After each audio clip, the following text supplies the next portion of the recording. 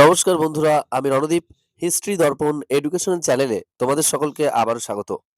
আজ আমাদের আলোচনার মূল টপিক হলো, তোমরা যারা কল্যাণী ইউনিভার্সিটিতে পড়ছো প্রথম সেমিস্টারে এবং ইতিহাস মেজর হিসেবে রেখেছো, তাদের এই ইতিহাস মেজর থেকে 10 নম্বরের কি ধরনের প্রশ্ন আসতে পারে সেই সংক্রান্ত আজকে কিছু প্রশ্ন আমরা আলোচনা করব।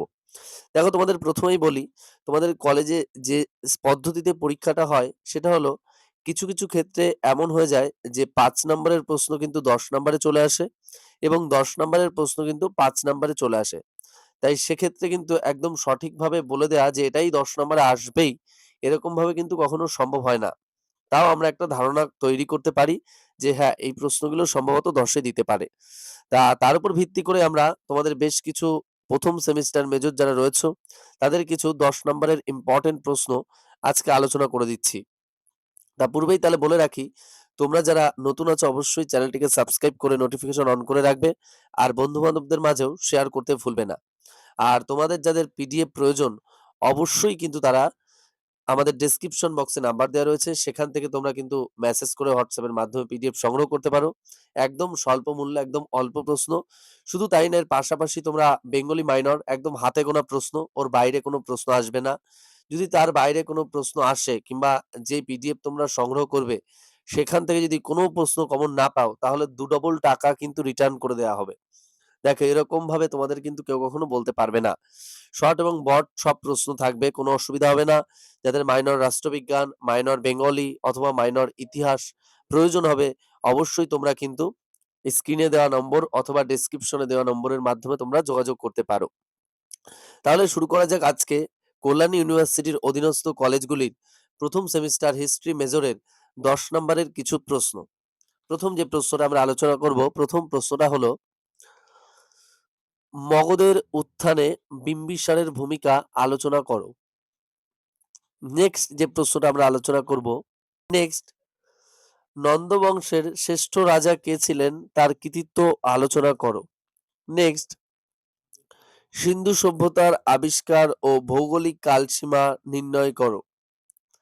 নেক্সট ঋগ্বৈদিক জনগণকে কৃষক সম্প্রদায় রূপে অভিহিত করা যায় কি, ব্যাখ্যা করো।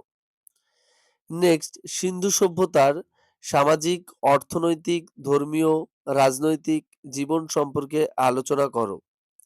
নেক্সট মেসোপটেমিয়া ও সিন্ধুর বাণিজ্যিক সম্পর্ক সম্পর্কে আলোচনা করো।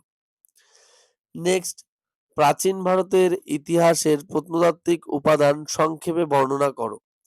দেখো, এই প্রত্নতাত্ত্বিক উপাদানের মধ্যে কিন্তু অনেক কিছু থাকতে পারে, যেমন লিপি, মুদ্রা, এরকম ধরনের। নেক্সট যে প্রশ্নটা পড়বে তোমরা, প্রাচীন ভারতের ইতিহাস ব্যাখ্যা করার ক্ষেত্রে আমি প্রথমে আলোচনা করে দিয়েছিলাম, যদিও মার্ক্সবাদী এবং সাম্রাজ্যবাদীদের দৃষ্টিভঙ্গি আলোচনা করো। নেক্সট যে প্রশ্নটা পড়বে, প্রাচীন ভারতের ইতিহাস নির্মাণে বৈদেশিক সাহিত্যের গুরুত্ব আলোচনা করো।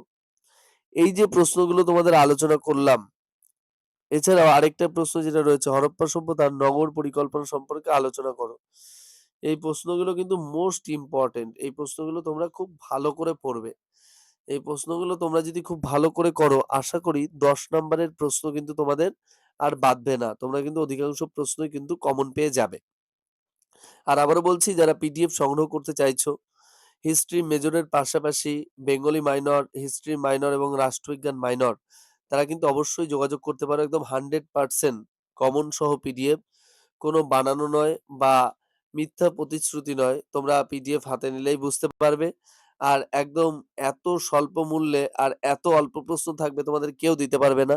আমি আবারও বললাম, যারা পিডিএফ নিয়েছে তাদের সাথে অবশ্যই কথা বলে নেবে তোমরা, তাহলেই বুঝতে পারবে যে এত অল্প পরিমাণ প্রশ্ন কিন্তু তোমাদের এই কল্যাণী ইউনিভার্সিটির আন্ডারে কেউ দিতে পারবে না, 5 এবং 10 এবং শর্ট প্রশ্ন মিলিয়ে। তাই আবারও বলছি, আর দেরি না করে নিজেদের পড়ার সুবিধার্থে খুব তাড়াতাড়ি পিডিএফটা সংগ্রহ করে নাও, তাহলে তোমরা উপকৃত হবে। আর যারা নতুন আছো অবশ্যই সাবস্ক্রাইব করে নোটিফিকেশন অন করে রাখবে। আর কমেন্ট বক্সে অবশ্যই কমেন্ট করতে কিন্তু ভুলবে না। আরো কি ধরনের তথ্য পেলে তোমরা আরো বেশি উপকৃত হবে, অবশ্যই কিন্তু জানাবে। তাহলে আমরা তোমাদের সেরকম ভাবে কিন্তু ভিডিও দিতে পারবো। আর ভিডিওটি সম্পূর্ণ দেখার জন্য তোমাদের সকলকে অসংখ্য ধন্যবাদ। সকলে ভালো থাকবে, সুস্থ থাকবে। দেখা হচ্ছে পরের ভিডিওতে। ধন্যবাদ।